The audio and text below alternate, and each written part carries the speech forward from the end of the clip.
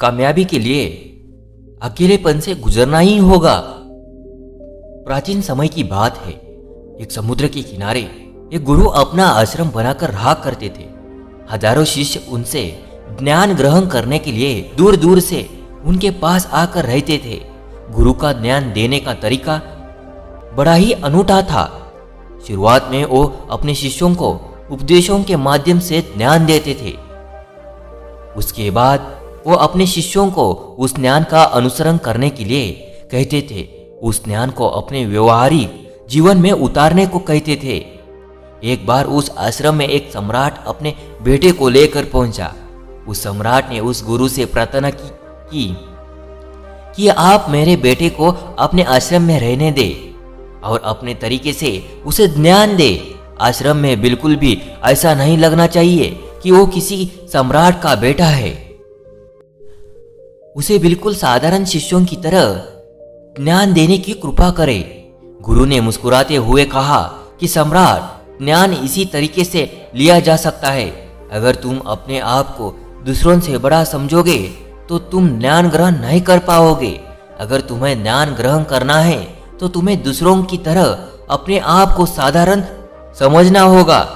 यही ज्ञान ग्रहण करने की सबसे बड़ी सीढ़ी होती है। तुम निश्चिंत रहो, आज से तुम्हारे बेटे की जिम्मेदारी मेरे कंधों पर रही। एक कहकर गुरु सम्राट के बेटे को अपने साथ लेकर समुद्र के किनारे टहलने के लिए निकल गए। आश्रम के बाकी सभी बच्चे उस सम्राट को देख रहे थे। सम्राट अपने बेटे को अपने रथ पर बिठाकर लाया था, जिसे सभी बच्चे समझ गए कि यह लड़का सम्राट का बेटा है। इसी वजह से आश्रम के सभी बच्चे सम्राट के बेटे की तरह आकर्षित हो गए थे। जब गुरु सम्राट के बेटे को लेकर समुद्र पर टहल रहे थे तो सम्राट का बेटा अचानक फूट फूट कर रोने लगा, क्योंकि अभी वो सिर्फ 12 वर्ष का था और 12 वर्ष की आयु में उसके पिता अपने से दूर छोड़कर चले गए थे। ये सदमा वो बच्चा सहन नहीं कर पा रहा था। वो नहीं समझ पा रहा था कि उसके पिता उसकी भलाई के लिए उस गुरु के पास छोड़ गए थे। उसे रोते हुए देखकर गुरु ने कहा कि बेटा, मैं तुम्हें चुप नहीं करूंगा। हो सकता है कि आज मैं तुम्हारे आंसू पोंछ दूं, लेकिन कल तुम फिर अपने आप को अकेला पाओगे। याद रखना, जीवन में इंसान अकेला आता है और अकेला ही जाता है। जितनी जल्दी जो इंसान इस बात को समझ लेता है, वो उतनी जल्दी आत्मज्ञान के रास्ते पर निकल पड़ता है। गुरु ने अपनी बात आगे बढ़ाते हुए कहा कि जो इंसान अकेला रहना सीख लेता है वही खुद से प्यार कर पाता है, और जो खुद से प्यार करना चाहता है वो किसी के भी जाने का अफसोस नहीं करता, क्योंकि वो खुद से ही प्यार करता है। धीरे धीरे तुम आश्रम के माहौल में ढल जाओगे। शुरुआत में तुम्हें समस्या आ सकती है, लेकिन कुछ दिनों के बाद तुम इसे आत्मसात कर लोगे। उसके बाद तुम्हें यही जगह बहुत अच्छी लगने लगेगी। ये जगह तुम्हें अपनी महल जैसी लगने लगेगी। संध्या हो चली थी। समुद्र के दूसरे छोर पर सूरज छिपने लगा था और अपनी लालिमा पूरे आसमान में बिखेर रहा था। बड़ा ही सुंदर दृश्य था और गुरु शिष्य को अपने साथ लेकर आश्रम में वापस लौट आए। उस शिष्य को भी थोड़ी सांत्वना मिली, क्योंकि गुरु की आंखों में एक अभूतपूर्व शांति झलक रही थी। और जब हम किसी एकांतवासी गुरु की आंखों में वो शांति देख लेते हैं तो हमारे हृदय से भी सारा भार हट जाता है। मन एकदम निर्मल हो जाता है। जब सम्राट का बेटा रात्रि का भोजन करने के लिए भोजन कक्ष में पहुंचा तो आसपास के सभी शिष्य उसके पास आने लगे। उन सभी को पता था कि ये सम्राट का बेटा है, और अगर हम इससे दोस्ती कर लेते हैं तो उससे हमारा बहुत फायदा होने वाला है। यही सोचकर आश्रम के ज्यादातर उसे घेर लिया। बस कुछ बच्चे जो अकेले रहने का महत्व समझते थे, जो दिखावे में विश्वास नहीं करते थे, वो उस सम्राट की बेटे के पास जाने की बजाय अपना पूरा ध्यान खाने पर लगा रहे थे और एकांत में बैठकर अपना भोजन कर रहे थे। कुछ दिनों के बाद सम्राट के बेटे की आश्रम के ज्यादातर बच्चों के साथ दोस्ती हो गई। अब वो आश्रम में उन बच्चों के साथ घूमता, उन्हीं के साथ अपना ज़्यादातर समय बिताता। आखिरकार सम्राट का बेटा था, सुख सुविधाओं में पला बड़ा था। आसपास बहुत से दास औरत आसिया होते थे। आसपास अपने मित्रों से घिरे होना वही दिनचर्या उसने इस आश्रम में भी अपना लिए थी। ऐसा नहीं था कि गुरु को ये सब पता नहीं था, पर गुरु उसे अलग तरीके से ज्ञान देना चाहते थे। बच्चों को ज्ञान आप उपदेश देकर नहीं दे सकते, उन्हें साक्षात्कार करना होगा। उसके बाद उन्हें वो बात समझ आती है जो आप समझाना चाहते हैं। गुरु को ये बात पता थी कि अगर मैं इसे बोलकर बताऊंगा तो ये कभी समझ नहीं पाएगा। मुझे ऐसे दिखाना पड़ेगा, इसे एहसास करना पड़ेगा कि अकेले रहने से ही तुम अपनी शक्तियों को जान पाओगे। ये सीख देने के लिए गुरु एक दिन उस शिष्य को अपने साथ एक पहाड़ी की चोटी पर ले गए। पहाड़ी पर पहुंचकर गुरु ने उस शिष्य से कहा कि अब तुम्हारा ज्ञान पूरा हो चुका है, बस एक आखिरी रात तुम्हें यहाँ पर बितानी होगी। उसके बाद अकेले दिन शाम को मैं तुम्हारे राजमहल में तुमको पहुंचा दूंगा। वो बच्चा तो ये सुनकर बहुत खुश हो गया कि अब मैं वापस अपने राजमहल चला जाऊंगा। फिर से मेरे दास और दासी ये सारी भोग की वस्तु ये मेरे पास होंगी। उस शिष्य ने गुरु से पूछा कि गुरुजी, मुझे आज रात आप यहाँ पहाड़ी पर क्यों छोड़ रहे हैं? आखिर मुझे कौन सा आखिरी ज्ञान यहाँ से मिलेगा? गुरु ने मुस्कुराते हुए कहा कि यहाँ पर चट्टान के पीछे तुम्हें चुप कर बैठना होगा। यहाँ पर रोज रात को एक बाज जाता है, तुम्हें उस बाज को देखना है, बड़ी गौर से देखना है, हर गतिविधि देखनी है। और उस बाज को देखने के बाद अगले दिन अगर तुम उस बाज की खूबियां मुझे बता पाए, मैं तुम्हें राजमहल वापस भिजवा दूंगा। और हाँ, सुबह आने से पहले एक बात पर और ध्यान देना, एक चरवाहा यहाँ पर अपनी भेड़ों को चराने के लिए आता है। तुम्हें उन भेड़ों की गतिविधियां भी देखनी है। याद रखना, बाज की गतिविधि रात को और भेड़ों की गतिविधि सुबह। अगर तुम दोनों की गतिविधि ध्यान से देखकर मुझे बात बता पाए तो तुम इस आश्रम से हमेशा के लिए आज़ाद हो जाओगे, तुम्हारा ज्ञान पूरा हो जाएगा। मैं तुम्हारे पिता को कह दूंगा कि ये बच्चा हमारे आश्रम का सबसे ज्ञानी बच्चा है। यह कहकर गुरु अपने आश्रम में वापस लौट गए और वो बच्चा वहीं पर उस चट्टान के पीछे खड़ा हुआ उस बाज का इंतजार करने लगा। काफी वक्त बीत जाने के बाद वहां पर एक बाज अपने बच्चों के साथ पहुंचा। सम्राट के बेटे ने पूरी रात उस बाज की गतिविधि बड़े ही ध्यानपूर्वक देखी और सुबह होने के बाद जब चरवाहा वहां पर अपनी भेड़ों को लेकर पहुंचा तो उसने एक अभूतपूर्व दृश्य देखा। उसने देखा कि वो बाज भेड़ की एक मेमने को अपने पंजों में दबाकर आसमान में उड़ गया। उसने उस भेड़ के बच्चे का शिकार कर लिया था।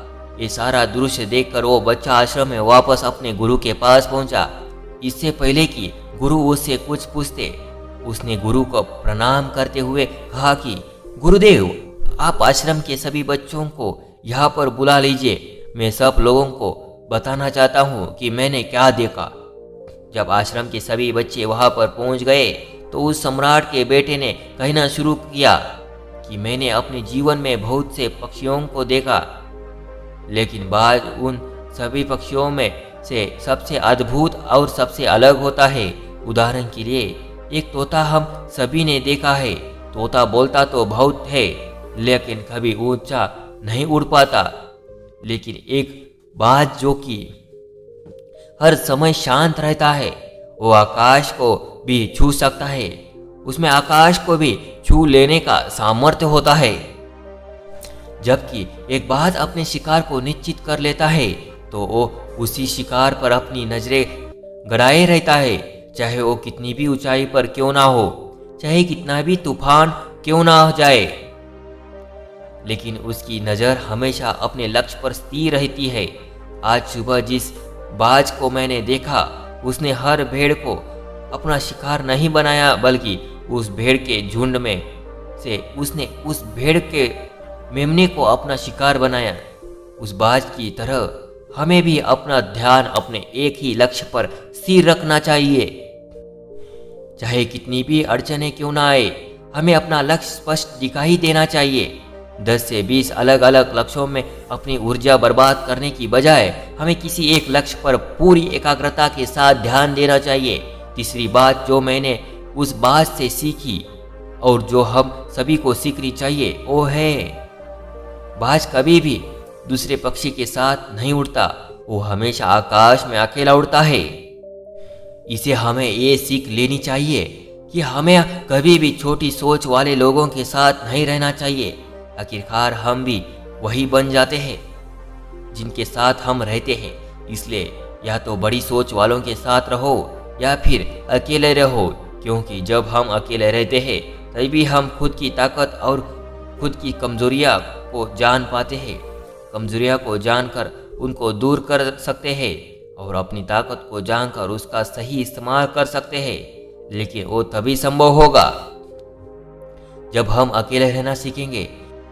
चौथी सीख जो हमें एक बात से लेनी चाहिए कि एक बाज हमेशा अपनी सीमाओं से ऊपर उठकर उड़ता है। जब तूफान आता है तो हर पक्षी अपने घोंसले की तरफ भागता है, खुद को छुपाने की जगह ढूंढता है। लेकिन बाज ऐसा कुछ भी नहीं करता। वो खुद की सीमाओं को तोड़कर बादलों से भी ऊपर उड़ने का प्रयास करता है।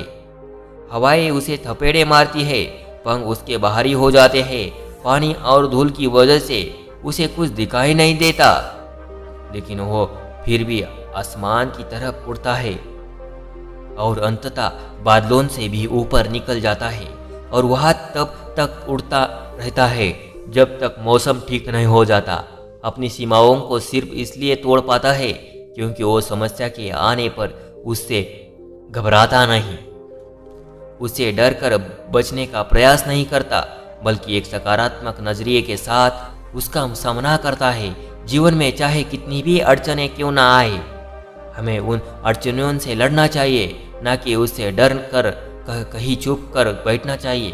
बहादुर तो वो लोग होते हैं जो तूफानों से टकरा जाते हैं। कायर तो अपने घर में, अपने घोंसले में अपनी जगह ढूंढकर बैठ जाते हैं। बाज की उम्र लगभग 70 साल की होती है, लेकिन 40 साल में ही उसका शरीर बूढ़ा हो जाता है। नाखून उसके पैरों में धंसने लगते हैं, पंख उसके शरीर में चिपक जाते हैं, उसकी चोंच मुड़ जाती है, उसका शरीर भारी हो जाता है। ऐसी स्थिति में शिकार करना तो क्या, उड़ने की भी हालत नहीं रहती है उसकी। ऐसे में उसके पास सिर्फ 2 विकल्प होते हैं। पहला, या तो वह खुद की इस अवस्था को स्वीकार कर ले और भूखा प्यासा मर जाए, या किसी दूसरे जानवर का शिकार बन जाए। और दूसरा विकल्प ये होता है कि वो 6 महीने एक बहुत ही दर्दनाक प्रक्रिया से गुजरे और खुद को फिर से पहले जैसा मजबूत बना ले।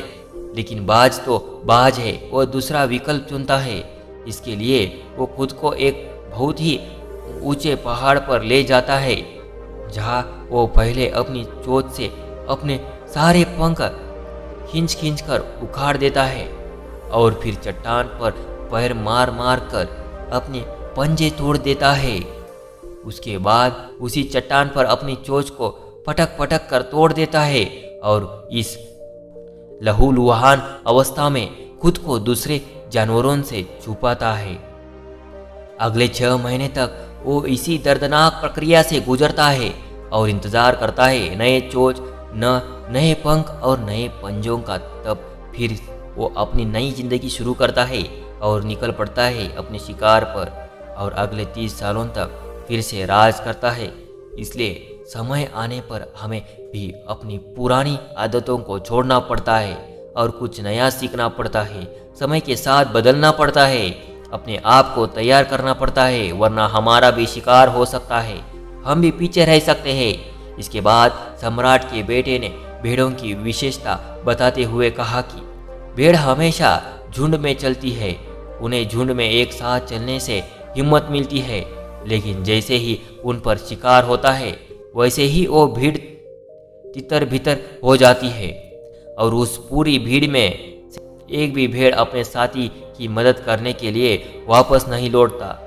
इससे हमें ये सीख मिलती है कि हमारे साथ कितने भी लोग खड़े हो, किसी पर भी यकीन नहीं करना। यकीन करना तो खुद पर करना, क्योंकि बुरा समय आने पर वो भीड़ कब तितर बितर हो जाएगी आपको पता ही नहीं चलेगा। गुरु को प्रणाम करते हुए सम्राट के बेटे ने अपने गुरु से कहा कि गुरुदेव, अगर मुझसे कोई सीख रह गई तो कृपया करके आप बताने कृपा करें।